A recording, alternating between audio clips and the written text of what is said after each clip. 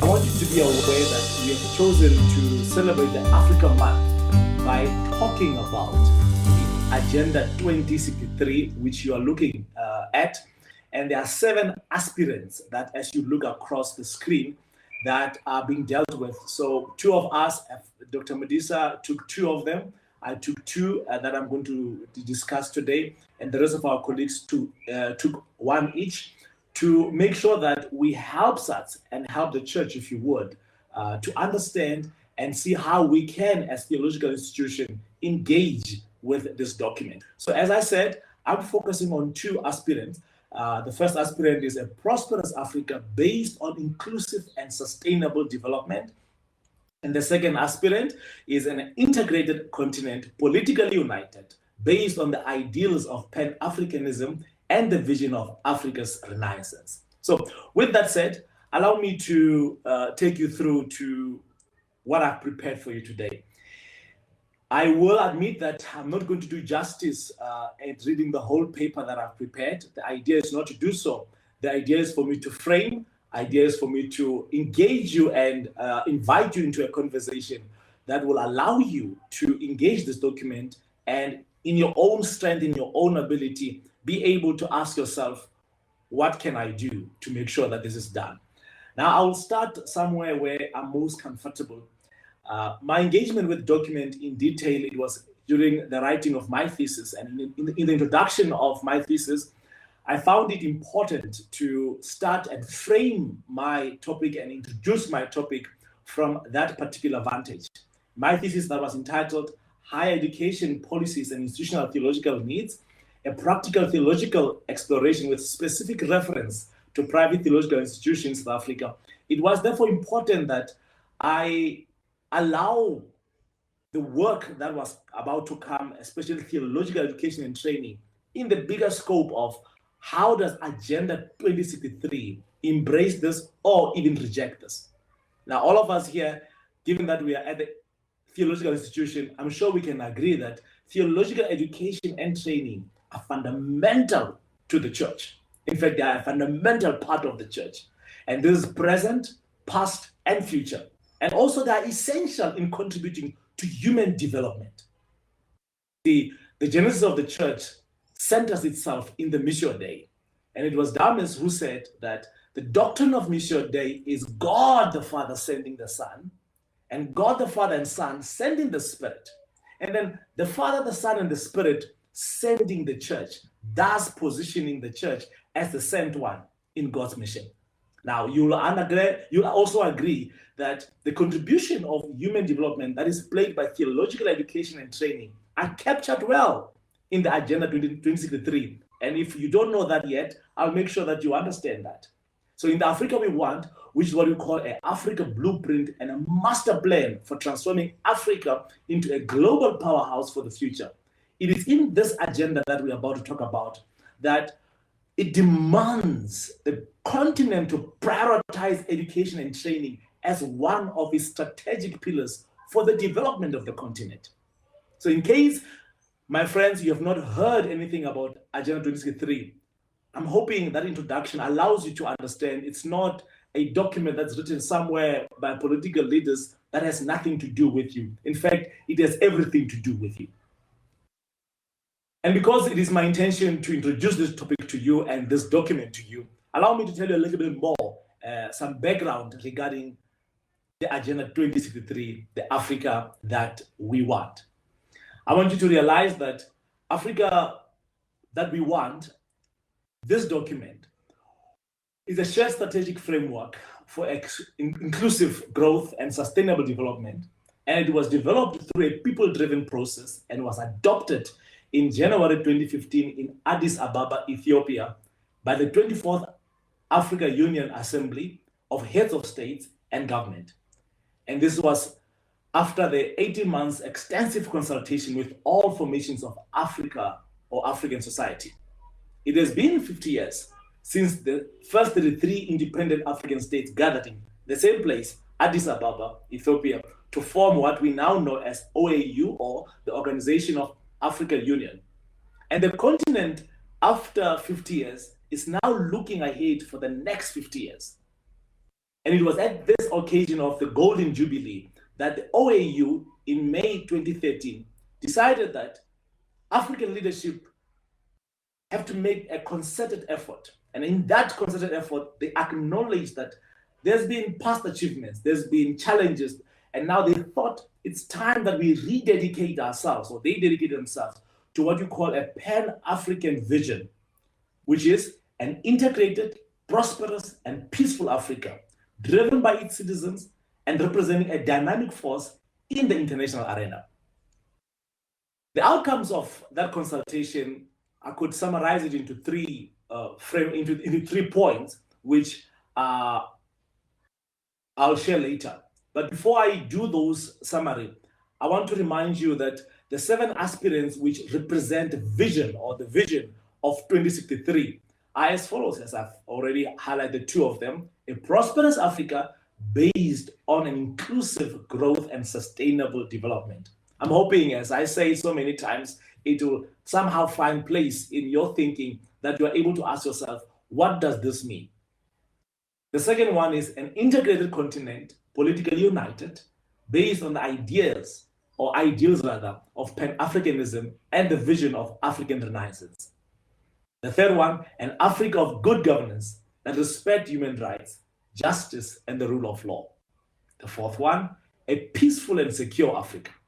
The fifth one, an Africa with a strong cultural identity, common heritage, values, and ethics.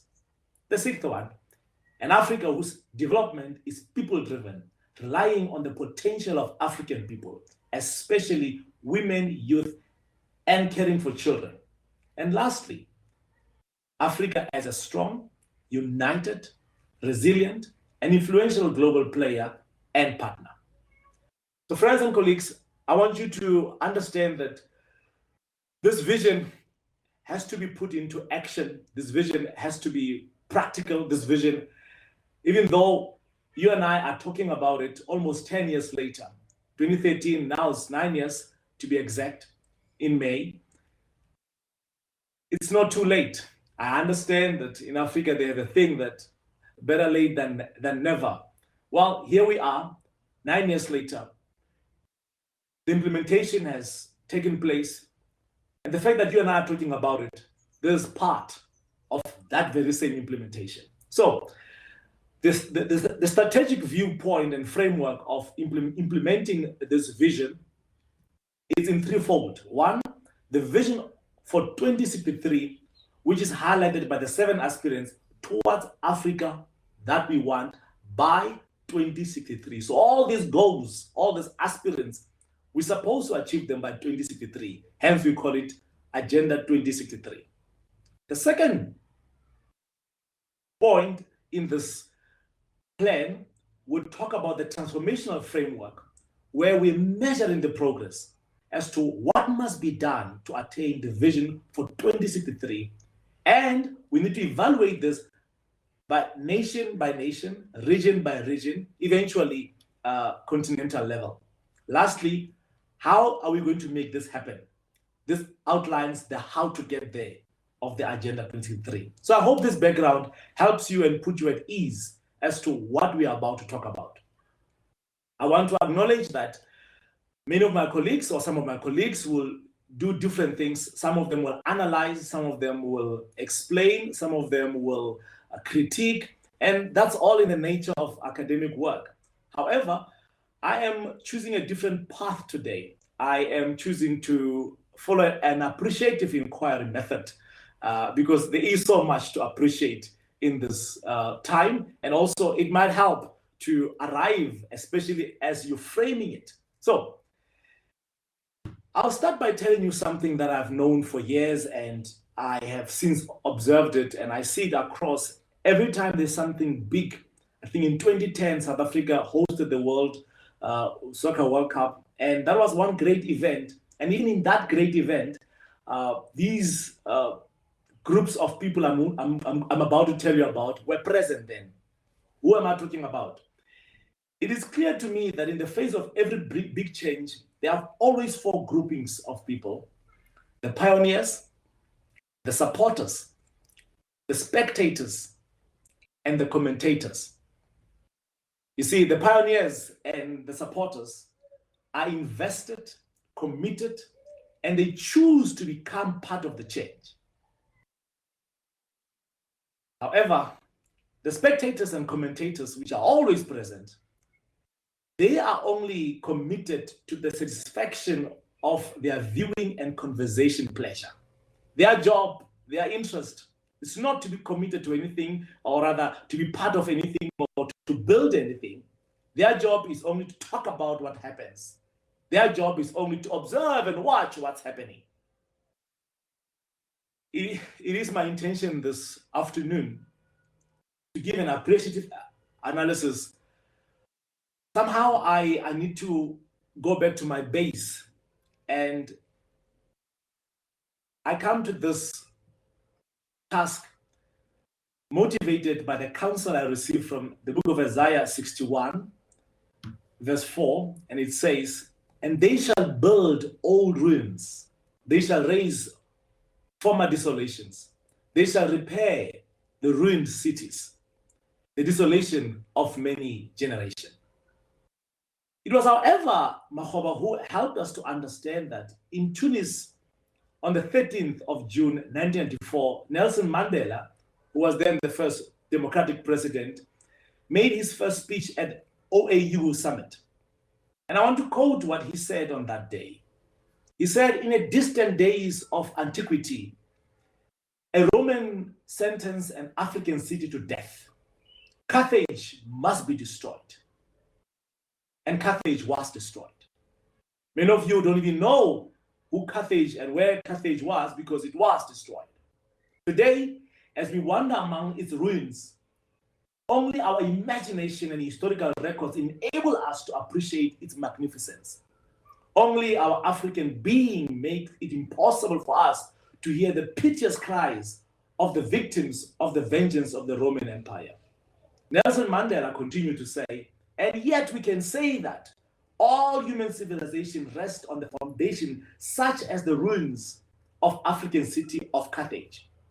Its architectural remains, like the pyramids of Egypt, the sculptures of the ancient kingdom of Ghana, Mali, Benin, like the temples of Ethiopia, the Zimbabwean ruins, and the rock paintings of the Kalahari and Namibia desert, all of which speak of Africa's contribution to the formation of civilization." You see, the pioneers, supporters, spectators, commentators are present even at this moment. We're talking the Agenda 2063. We're talking the future of Africa. Well, they are pioneers, they are supporters, yet they are spectators amongst us and commentators.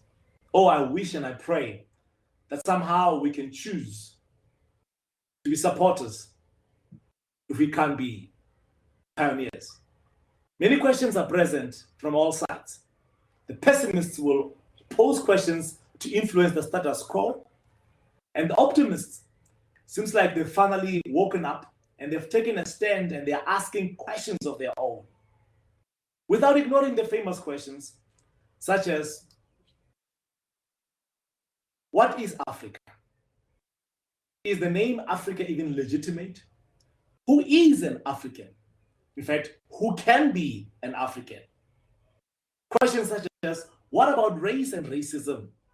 What about history of colonialism, slavery, dependency on the West, xenophobia, and the democratization of African states? These are the questions that normally will dominate every time we want to talk about Africa. This somehow seems to be the conversation stoppers. And others will ask, when did Africa become a dark continent? Well, it was George Campbell who said, the darkest thing about Africa has always been our ignorance of it. One would even ask, how did the land that is blessed with so much wealth become the poorest continent? Maybe we have not realized that Africa's wealth is in her people. And many will ask, what destroyed a continent that is a home to every human in the face of the earth? Maybe you could be asking a more productive question. What is going well in Africa? Well, with that question, allow me to tell you more about my method of inquiry. You see, appreciative inquiry is a participatory form of inquiry. In AI, which I'll call it from now on, we put focus on how the information is collected, analyzed, and even used. AI focus on what is working well and how things could be made even better. This method of inquiry can be used to plan, monitor, evaluate, and especially when we're considering issues such as development intervention. The AI philosophy dictates that what we focus on becomes our reality. The very act of asking the question is in itself an intervention. Oh, somebody is in control of my slides. Thank you. It is therefore important to know that the importance of the manner of an intention, that the importance of asking the question and the manner of asking the question, it's so critical before we even ask the question. So, to achieve a prosperous Africa based on an inclusive and sustainable development, in order for us to achieve and see an integrated continent politically united based on the ideals of Pan-Africanism and the vision of African Renaissance, looking at an appreciative inquiry that says discovery, dream, design, and deliver, which is the 4D model, very famous. I want to add the first step. So I will say, let us add the C before the D. And in that we say, before we even engage with the first step of discovery, let us first consider the context. You see, it's important that before we talk about what must be done or even ask the question, what is working well in Africa? Well, we need to first ask, who is Africa? Where is Africa? Why is Africa the way Africa is? And how? Once we understand the context, once we understand the Africa we're talking about, it might be better then to ask a very discoverable question, if you would, to identify and appreciate what works well. Well, I'm sure we all know African people are hospitable. They value life.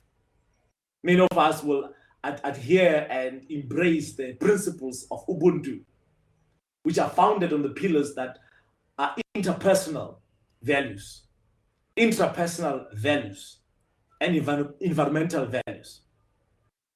See, when we speak about the 4Ds that are used in appreciative inquiry, you'll move from discovery to dream. And in dream, we're talking about envisioning what could work well in the future. You may have heard one of the African sons saying, I am an African. Well, we're looking forward for us to collectively say, we are Africans. We are blessed. We are resourceful and industrious. And we are leaders and architects of the future that we are entrusted with. You see, from discovery to dreaming, we come to designing. And here we're determining what would work well. And I think the agenda is well placed, well strategically formulated to allow us with the 7 aspirants and the transformation framework to engage that particular question. And lastly, in the line of the Ds, we have delivered our destiny, where we are creating and implementing the proposed design, as you would have or you would see later on. It has been 9 years, as I mentioned to you, since this was publicly put out. So I therefore come to this task this afternoon to build, and my Lord, to rebuild, suggesting that there's been destruction, collateral and intentional, of this beautiful land. But this does raise a question though. Will the coming together of Africans, will it be like those who came together at the Tower of Babel? Will it receive the blessing of the Lord, or will it be rejected? If not, what will it take to get these aspirants into a reality? I've learned over the years that the worst enemies of Africa have generally come from within than from without. A prosperous Africa, an integrated continent. It was Gumere in 2015 in his article, Exploring Thought Leadership, Thought Liberation, and Critical Consciousness for Africa's Development, who argued that the much promoted socio-economic transformation of certain African states will not be able to monumentally move the continent forward. He contends that the socio-economic development that African continent need should be informed by thought leadership, thought liberation, and critical consciousness. But however, it was Nada earlier in 2007 who talked about that when we're doing analysis of the needs of theological education in Africa, and when we're engaging the issues of globalization, he advanced an argument that there should be a shift in the discipline of contextual theology, a shift which he called a shift from cognizance of the context to commitment to context. Then I think what he says requires us to stop for a moment and realize that there's been over time this understanding that we need to be aware of the context. But I don't think it's important that we only talk about the context, but we need to remind ourselves, we need to think that time has come that we be committed to this context that we talk about. Allow me on to tell you that it was the same Nada who said, this shifts requires us to acknowledge that part of our role is not just to comment and be commentators and spectators or to analyze our societies, but part of the shift requires us to transform our society. The second thing that is important as we do this is to reject the idea that the global north dictates what is real theology and what is not. And somehow he knows that it seems that we have become secondary citizens of the global community. But it was Gumere again who said, while he acknowledged the past and present African political leaders, he contends that there's a need, the need has arrived for a new generation of African leadership that will advance a new agenda. However, this new agenda cannot flourish or fully come to the fore under the current paradigm thinking. He knows that Agenda 2063 is a step in the right direction, but he laments the fact that it falls short.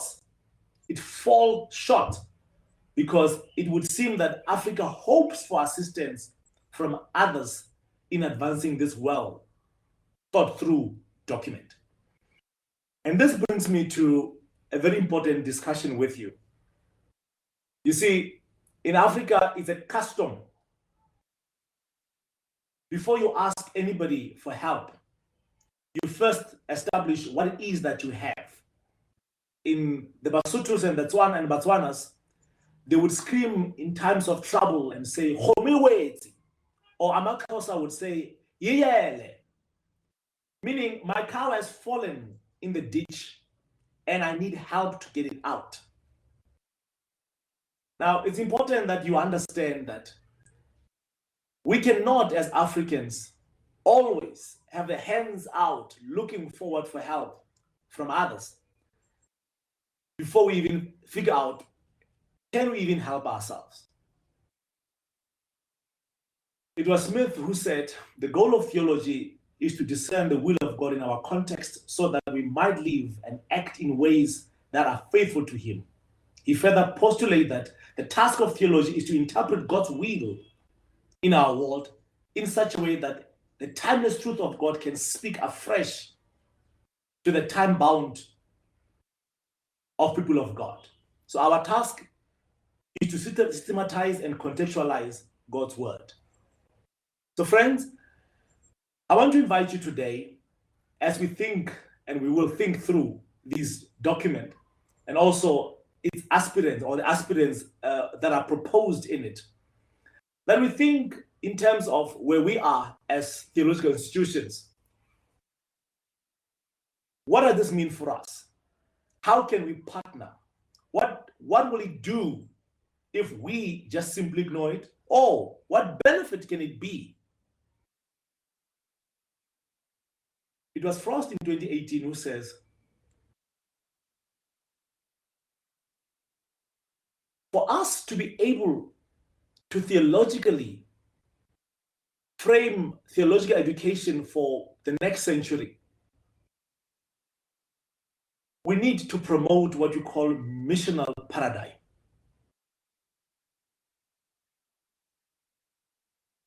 And he says, for that to happen, it requires a new kind of a leader. And somehow he agrees with what was said earlier. And he says to us that there are distinguishing contours of distinctly different approach to leadership, including the need for shifts. And those shifts include moving from internal to external focus. As a missional church, we would have to move from program delivery to people development, from spirituality of retreat to spirituality of engagement, and from traditional church-based leadership to apostolic leadership. And by apostolic, I think it was Hyatt in 2015 who helped us to define this term quite better, to say, by apostolic leadership, we simply mean to model a humanity that is broken yet redeemed and given an incredible value, imago Dei, while reflecting on the sent heartbeat of God's mission into the world, the Missio Dei. He says, the apostolic leadership, people who understand and embrace this, they see themselves not as preservers of tradition, but instead as shepherds of God's people, image bearers, aligned with God's mission, and cultivators within the kingdom. The call of missional leaders in a local church is to faithfully lead God's people to imaging the character of this mission in God. The truth is, when these shifts that we are proposing here are understood and that they have significant implications for the kind of theological education needed for developing missional leaders, we will see spiritual formation change, or rather, we will see the implementation and understanding of spiritual formation differently. We will see missions being achieved differently. By missional education, then, we mean even the pedagogy will change, the methods will change, the structure will change. Missional education, rather, can be defined as Christian education that specifically privileges the goal of helping Christians to discover and live into their identity as God cooperative partners in the Missio Dei. Missional education is generally required as a corrective, truncated approaches to Christian education that have omitted the missional dimension, emphasizing only personal relationship with God or spiritual formation in a Christ-like character. I want to try to land this plane by bringing us to these 2 points that I hope to soon pen down this paper and get it out. The 2 aspirants that I'm focusing on today: a prosperous Africa based on inclusive growth and sustainable development. And secondly, an integrated continent that is politically united, based on the ideals of Pan-Africanism and the vision of African Renaissance. These 2 aspirants begs the question: how do we rebuild ancient ruins that we spoke about earlier? How do we change what we know, what we've seen to be the case? Well, maybe the answer will be, we don't rebuild old ruins, but instead, we build new cities with a new mindset. Our task, therefore, is to transform our society. Our task is to align ourselves, if you would, with this vision. And our second task is to join hands with all like-minded forces in our continent.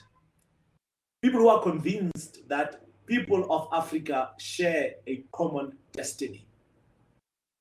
Our task is to take this challenge as a missional imperative, the mission of God, not just as a option that can be done. I'm hoping, as I ran through what I wanted to present to you, I somehow allowed you to consider. I do not believe in 45 or 35 minutes we could deal with the subject adequately. But somehow I'm hoping this was an invitation, or is an invitation to you, to say, people from among you have come together. Those from among you have come together.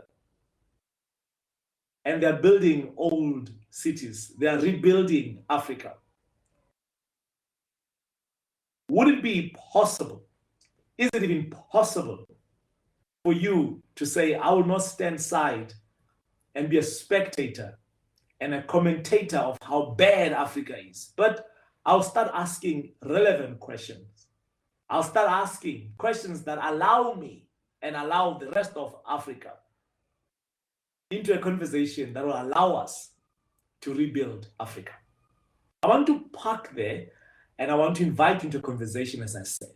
The idea is not for me to download and tell you so many things that are here that I can tell you, but the idea was to let you and I have spent this afternoon thinking about what can be done. Before we call that homie weight, what can we do together?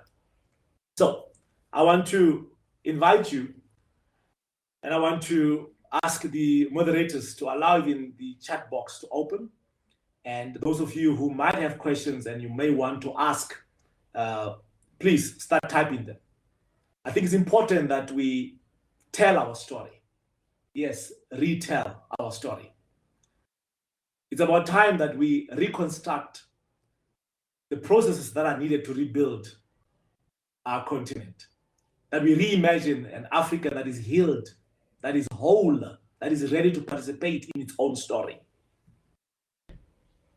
It's time that we remodel what it means to be an African Christian.